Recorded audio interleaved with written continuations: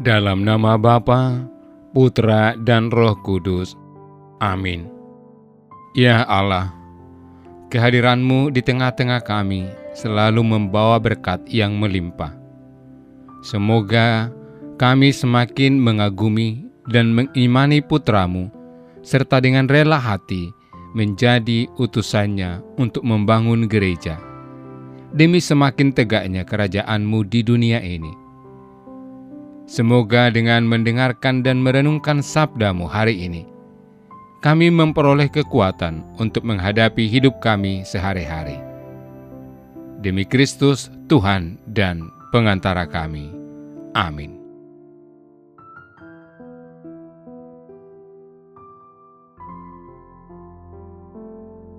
Kemudian Yesus beserta murid-muridnya berangkat ke kampung-kampung di sekitar Kaisarea Filipi. Di tengah jalan ia bertanya kepada murid-muridnya, katanya, "Kata orang, siapakah aku ini?" Jawab mereka, "Ada yang mengatakan Yohanes Pembaptis, ada juga yang mengatakan Elia, ada pula yang mengatakan seorang dari para nabi." Ia bertanya kepada mereka, "Tetapi apa katamu, siapakah aku ini?" Maka jawab Petrus, "Engkau adalah Mesias." Lalu Yesus melarang mereka dengan keras supaya jangan memberitahukan kepada siapapun tentang Dia. Kemudian mulailah Yesus mengajarkan kepada mereka bahwa Anak Manusia harus menanggung banyak penderitaan dan ditolak oleh tua-tua, imam-imam kepala, dan ahli-ahli Taurat, lalu dibunuh dan bangkit sesudah 3 hari. Hal ini dikatakannya dengan terus terang. Tetapi Petrus menarik Yesus ke samping dan menegur dia.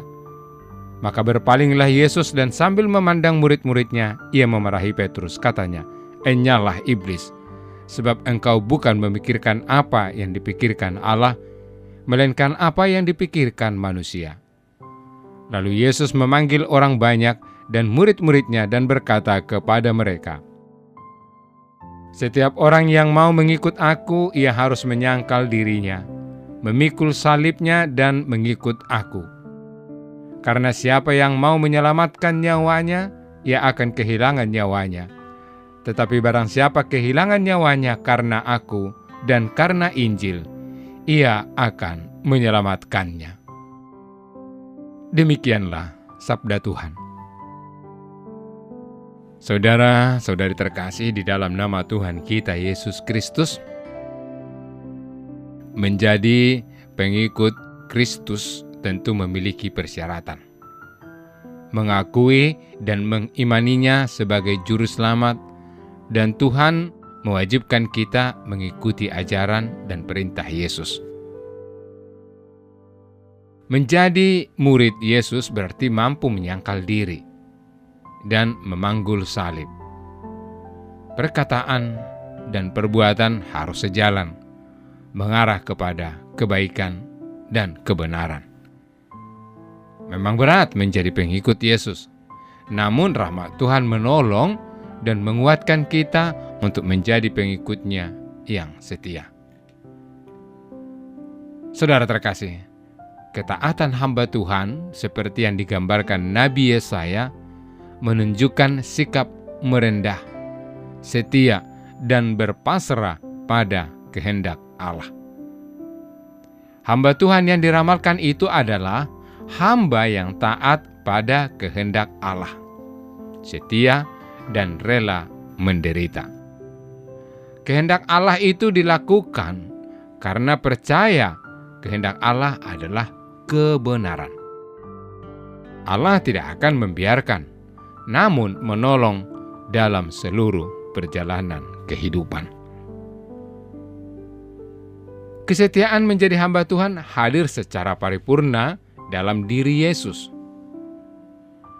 Yesus melaksanakan kehendak Bapanya secara total, konsisten, dan setia. Jalan salib yang dilaluinya mengajak kita mengikutinya.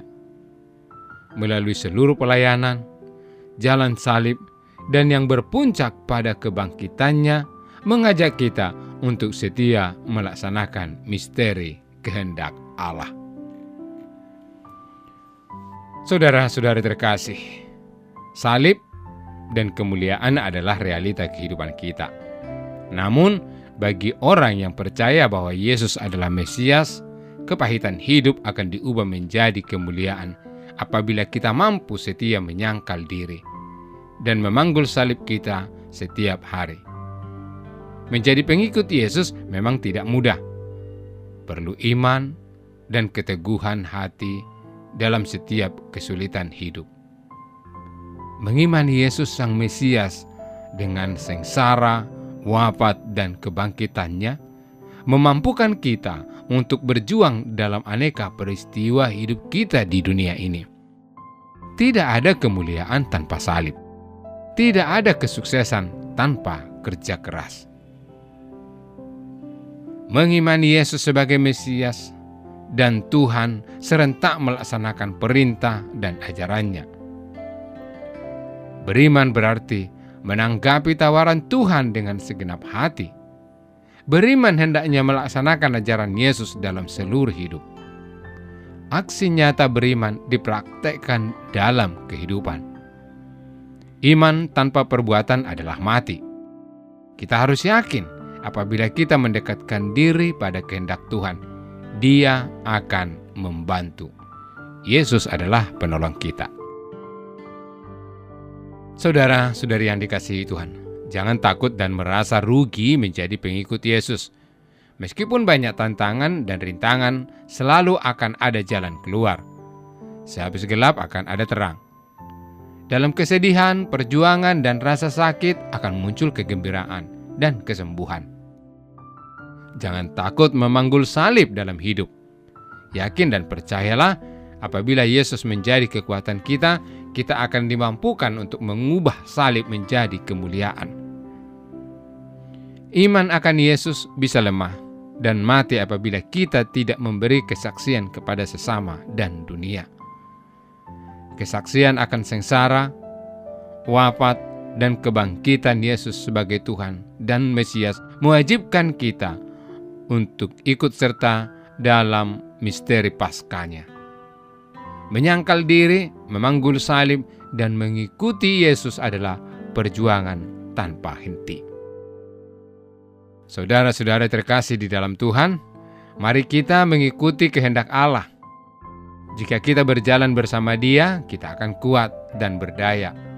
Menyangkal diri dan memanggul salib kita setiap hari adalah kewajiban kita. Yakinlah, dalam Yesus ada kemuliaan dan kebahagiaan sejati. Iman akan Yesus Sang Mesias akan menguatkan kita dalam suka duka perjuangan hidup kita. Iman hendaknya harus dipraktekkan dalam kata dan perbuatan setiap hari. Kebangkitan dan kemuliaan Yesus adalah kebangkitan dan kemuliaan kita umat-Nya apabila beriman teguh kepadanya sampai akhir. Tuhan memberkati. Allah Bapa kami, terima kasih Engkau telah memperkenalkan diri-Mu sebagai Bapa kami melalui Yesus Putra-Mu. Ajarilah kami untuk semakin sering mendengarkan Dia yang Kau kasihi dan bersaksi bahwa Ia adalah Juru Selamat kami. Dialah Kristus Tuhan kami yang hidup dan berkuasa bersama dengan Dikau dalam persekutuan dengan Roh Kudus, kini dan sepanjang segala masa. Amin.